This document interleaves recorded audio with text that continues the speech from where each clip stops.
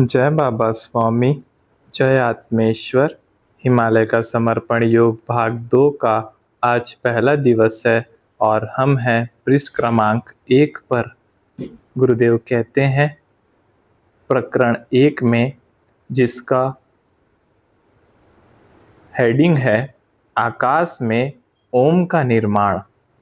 गुरुदेव कहते हैं आत्मज्ञान से आत्मशक्ति बढ़ती है और आत्मशक्ति के बिना आत्मसंयम संभव नहीं है और आत्मसंयम के बिना शारीरिक शक्ति कुछ काम की नहीं है। आत्मसंयम के बिना शारीरिक शक्ति असंतुलित हो सकती है। शरीर की शक्ति वासनामय हो सकती है, शारीरिक शक्ति मोहमय हो सकती है, शारीरिक शक्ति अमानवीय भी हो सकती है, पर कार्य के प्रति किया गया सतत समर्पण का भाव आत्मसंयम का निर्माण कर देता है। इसी प्रकार का अनुभव मुझे इस ध्यान साधना के दौरान आया। एक विशिष्ट लक्ष्य को लेकर लक्ष्य प्राप्ति के उद्देश्य से यह ध्यान साधना प्रारंभ की थी। लक्ष्य था आत्म साक्षात्कार को वर्षों से एक गुरु से केवल एक शिष्य तक और एक शिष्य से भी जीवन काल में केवल एक शिष्य तक ही दिए जाने की जो परंपरा चल रही थी, उसी परंपरा का विस्तार करना, यानी जो आज तक कभी नहीं हुआ वह करना। तो यह असंभव सा लक्ष्य था। इस लक्ष्य को प्राप्त करने के लिए आत्माओं को सामूहिक प्रयास करना था। इस महान लक्ष्य में आत्म साक्षात्कार देने वाली अनेक आत्माएं शामिल होने वाली थी और आत्म साक्षात्कार लेने वाली भी लाखों आत्माएं शामिल होने वाली थी।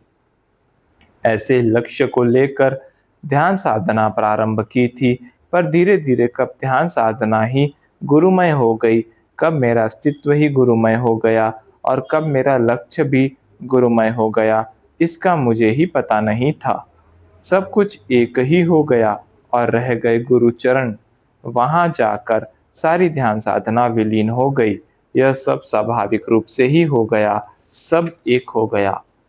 आज भी शाम रोज की तरह अपनी कुटीर से निकला, सभी पक्षियों के बच्चों से ही मिला, क्योंकि केवल बच्चे ही घर पर थे।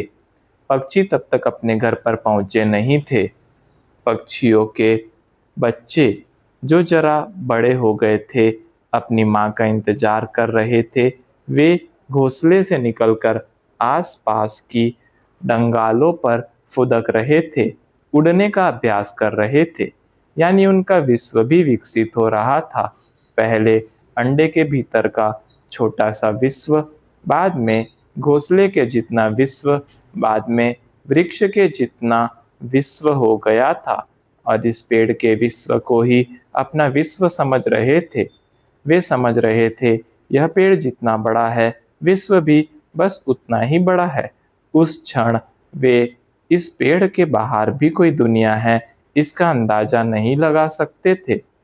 बच्चों के पंख जैसे जैसे बड़े होते जा रहे थे और जैसे जैसे पंखों के उपयोग का पता उन्हें हो रहा था, वैसे वैसे विश्व का आकार बड़ा होते जा रहा था। यानी विश्व का पता लगाने के लिए केवल पंख पर्याप्त नहीं थे, पंखों का उपयोग भी पता होने की आवश्यकता थी। पंखों का उपयोग करते न आ रहा हो और पंख हो तो कोई फायदा नहीं है, क्योंकि पंख होकर भी उड़ते तो आता ही नहीं है, और उड़ोगे तो पता चलेगा कि आकाश कितना बड़ा है और विश्व कितना विशाल है। पर यह सब तब तक नहीं चलेगा जब तक उड़ोगे नहीं, उसके लिए उड़ना ही होगा। मुझे उस शाम लगा मनुष्य भी इन पक्षियों के बच्चों जैसा ही है। पक्षियों का विश्व जैसे पहले अंडे तक ही सीमित रहता है, वैसे ही मनुष्य अपने शरीर तक ही सीमित रहता है। मैं यानी शरीर और शरीर यानी मैं, इतनी ही छोटी व्याख्या मानव जीवन की करता है। इसके बाहर कभी और कुछ है, यह कभी विचार भी नहीं करता है। पर उसका शरीर धीरे धीरे विकसित होने लगता है। आत्मा विकसित शरीर को और विकसित करती रहती है और आत्मा पूर्णतः विकसित हो जाती है। अपने पूर्व जन्म के प्रभाव से मुक्त हो जाती है। लेकिन आत्मा के सशक्त व परिपूर्ण होते हुए भी मनुष्य को आत्मा का ज्ञान नहीं होता है।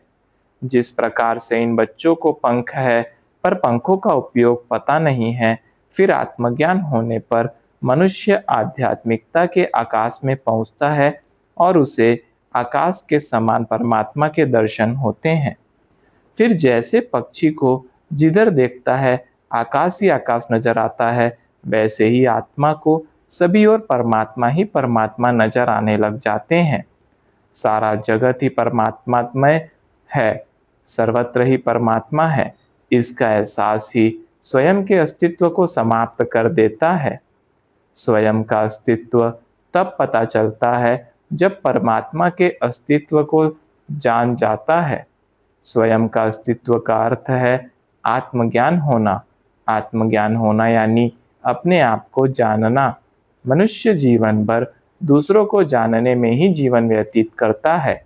आत्मज्ञान होने पर भीतर की यात्रा प्रारंभ होती है, स्वयं को जानना प्रारंभ होता है और जिसने स्वयं को जान लिया वह सारे विश्व को भी जान लेगा।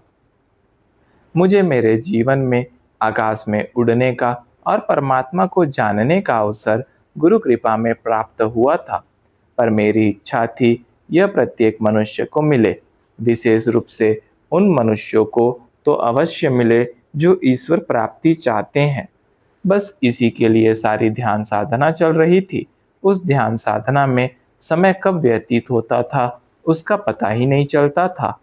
उस शाम लगा कि पक्षी को पंख हो और पंखों के उपयोग की जानकारी न हो और जानकारी के अभाव में पक्षी अपने घोंसले को ही विश्व समझ ले तो पक्षी का जीवन व्यर्थ है। ठीक इसी प्रकार मनुष्य को मनुष्य योनि प्राप्त हो और मनुष्य जन्म लेकर अपनी आत्मा का ज्ञान न हो और मनुष्य शरीर धारण करके भी परमात्मा की अनुभूति प्राप्त न कर सके तो मनुष्य का जीवन भी व्यर्थ ही है। मैं ऐसा सोचते सोचते कब ब्रह्मपुत्र नदी के किनारे पर पहुंचा इसका पता ही नहीं चला। आज नदी के पानी का बहाव कुछ अधिक ही तेज लग रहा था। रोज की तरह मैंने नदी में उतरकर स्नान किया और सूर्यास्त को देखने लग गया। मेरा मुख पश्चिम की ओर था और सूर्यास्त का नज़ारा सामने था। सूर्यास्त हो रहा था और सूर्य के लाल और पीले रंग के प्रकाश से सारा आकाश भर गया था। सूर्य के आसपास लाल व आसमान में सुनहरा प्रकाश छाया हुआ था। आकाश के कुछ बादलों पर उस प्रकाश से एक सुनहरे आकाश का आभास हो रहा था। मैं सूर्य को ही गुरुदेव मानकर प्रार्थना कर रहा था। सूर्य में ही गुरुदेव के दर्शन कर रहा था। मैं प्रार्थना कर रहा था, गुरुदेव आप जानते हैं मनुष्य की जनसंख्या बड़ी गति के साथ बढ़ रही है। इस गति के साथ नकारात्मक विचारों की गति भी बढ़ रही है, क्योंकि नकारात्मक विचारों की ही सामूहिकता हो रही है। ऐसी नकारात्मक विचारों की सामूहिकता में जन्म लेकर मनुष्य नकारात्मक विचारों की संख्या को बढ़ा रहा है। सारे विश्व में वैचारिक प्रदूषण फैल रहा है और सारा मानव समाज उसमें डूब रहा है। इस वैचारिक प्रदूषण से विश्व में एक प्रकार का असंतुलन निर्मित हो रहा है। इस नकारात्मक विचारों के प्रदूषण से सारी मानव जाति परेशान हो गई है और इन नकारात्मक विचारों को दूर करने का उपाय खोज रही है। कुछ लोगों ने नकारात्मक विचारों से मुक्ति पाने के लिए सकारात्मक विचारों का प्रयोग किया है, पर यह प्रयोग भी बेकार ही साबित हुआ है, क्योंकि मनुष्य सकारात्मक विचार करे या नकारात्मक विचार करे, दोनों ही स्थितियों में प्रदूषण ही फैलता है। नकारात्मक विचारों को रोकने के लिए सकारात्मक विचार करने का प्रयास भी अस्थायी प्रयास है और इस अस्थायी प्रयास में भी मनुष्य की ऊर्जा तो खर्च होती ही है, क्योंकि जो सकारात्मक विचार कर सकता है वही मनुष्य नकारात्मक विचार भी कर सकता है। दोनों ही विचार मनुष्य की शक्ति को खर्च करते हैं। इन दोनों से मुक्ति निर्विचारता की स्थिति है। यह स्थिति भी स्वयं प्राकृतिक रूप से मिलनी ध्यान में ही संभव है और ध्यान आत्मज्ञान से ही संभव है। यानी विश्व कल्याण का मार्ग आत्मज्ञान से ही संभव है। प्रत्येक मनुष्य के लिए अपने आप को जानना आवश्यक है। मनुष्य किसी के उतना करीब नहीं है जितना वह स्वयं के करीब है, पर मनुष्य स्वयं के करीब होकर भी स्वयं से सबसे अधिक दूर है, क्योंकि स्वयं की ओर देखने की उसकी दिशा ही नहीं है, और दिशा नहीं है तब तक वह स्वयं को जान ही नहीं पाएगा। गुरुदेव कृपया कीजिए और वह मार्ग बताइए जिससे मनुष्य स्वयं को जान सके। आज का दिन भी चला गया, एक और सूर्यास्त हो गया, एक और दिन व्यर्थ चला गया। सूर्यास्त होने के बाद मैं फिर से पूर्व दिशा की ओर मुंह करके ध्यान साधना में लग गया, लेकिन धीरे धीरे प्रार्थना का भाव भी समाप्त हो रहा था। मैंने अपना समर्पण परमात्मा के माध्यम के रूप में गुरुदेव के प्रति कर दिया था। अब जब संपूर्ण समर्पण कर दिया तो मेरा स्वयं का निजी अस्तित्व तो समाप्त ही हो गया। अब लग रहा था मेरा अलग अस्तित्व ही नहीं है, तो प्रार्थना करेगा कौन, क्योंकि करने वाला ही कोई बाकी नहीं रह गया था। संपूर्ण एकाकारिता स्थापित हो गई थी। ऐसा लग रहा था मानो प्रकृति का एक चक्र है और उस चक्र की गति में सारी प्राकृतिक क्रियाएं हो रही हैं। पशु पक्षियों का प्रजनन व हनन दोनों ही हो रहे हैं। इस प्रकृति के संतुलन को बनाए रखने के लिए जाने अनजाने में प्रत्येक पशु का, प्रत्येक पक्षी का अपना निजी योगदान हो रहा है। सारे पशु और सारे पक्षी प्रकृति संतुलन में योगदान देने का कार्य कर रहे हैं, पर्यावरण को बनाए रखने का प्रयास कर रहे हैं। ऐसा लग रहा था मैं आत्मिक स्तर पर काफी ऊपर उठ गया हूँ, और एक ऊंचाई है जिस पर से सारे विश्व को एक साथ देख रहा हूँ। यह सब दिख रहा है, छोटे से छोटे कीटक भी, कीड़े भी, नदी भी, नाले भी, समुद्र भी, जंगल भी, जहाँ पर आज तक मनुष्य पहुँचा नहीं है। वे जंगल नैसर्गिक रूप से बड़े सुंदर दिखाई दे रहे थे, मानो फूलों का एक गुलदस्ता सा हो, जिसमें सारे प्रकार के विभिन्न फूल एक साथ एक स्थान पर एक अच्छे उद्देश्य से एकत्र हुए हो। जंगलों में वृक्षों की विविधता थी, और इस विविधता के कारण ही जंगल नैसर्गिक लग रहे थे। परमात्मा की इस सुंदर धरती को केवल मनुष्य ही नुकसान पहुंचा रहा था। एक ओर नदियों पर बांध बनाकर प्राकृतिक वातावरण में रुकावट पैदा कर रहा था, वहीं दूसरी ओर लाभदायक पेड़ों के वन लगाकर जंगल नष्ट कर रहा था। मनुष्य केवल वही पेड़ लगाता है जिससे उसे फायदा है। इस कारण से वे पेड़ नहीं लगते हैं जिनसे फायदा नहीं है। यानी वृक्षों में भी मनुष्य का हस्तक्षेप हो रहा है और प्रकृति का संतुलन बिगड़ रहा है। एक प्रकार से प्रकृति छोटे से छोटे कीटक व छोटी से छोटी वनस्पति पर संतुलित है। सब एक दूसरे के पूरक है, सब एक दूसरे के ऊपर निर्भर है। एक की कमी या एक की अधिकता प्रकृति का संतुलन बिगाड़ती है। मनुष्य ही एकमात्र प्राणी है जो इस प्रकृति चक्र में हस्तक्षेप कर रहा है, इस प्रकृति के संतुलन को बिगाड़ रहा है। मनुष्य के कारण ही जंगलों में प्रदूषण, पानी में प्रदूषण, आकाश में प्रदूषण और जमीन पर नए नए आविष्कारों से निर्मित कचरे से प्रदूषित हो रहा है। सबसे अधिक प्रदूषण नकारात्मक विचारों से उत्पन्न कर रहा है, और इसी वैचारिक प्रदूषण से पृथ्वी का आभामंडल प्रभावित हो रहा है। समाज में यह वैचारिक प्रदूषण बड़ी अधिक मात्रा में फैल रहा है, उससे आत्मा की शुद्धता प्रभावित हो रही है।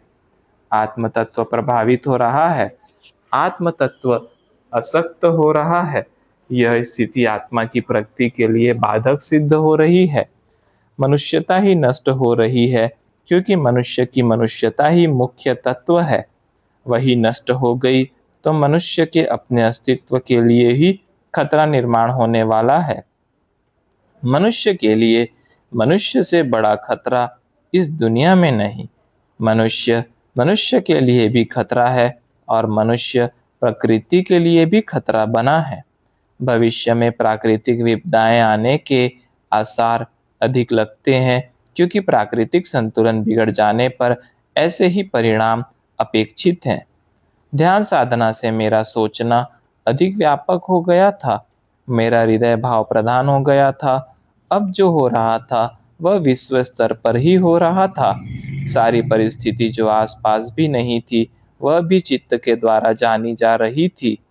इस ध्यान साधना में पहला विरोध शरीर की ओर से हुआ था, पर धीरे धीरे शरीर पानी से अभ्यस्त हो गया था। अब तो पानी के भीतर की मछलियां भी मुझसे अभ्यस्त हो गई थी। अब उनसे भी तकलीफ नहीं होती थी। ध्यान साधना में जो समय लग रहा था, उसके लिए भी मन को समझा दिया था।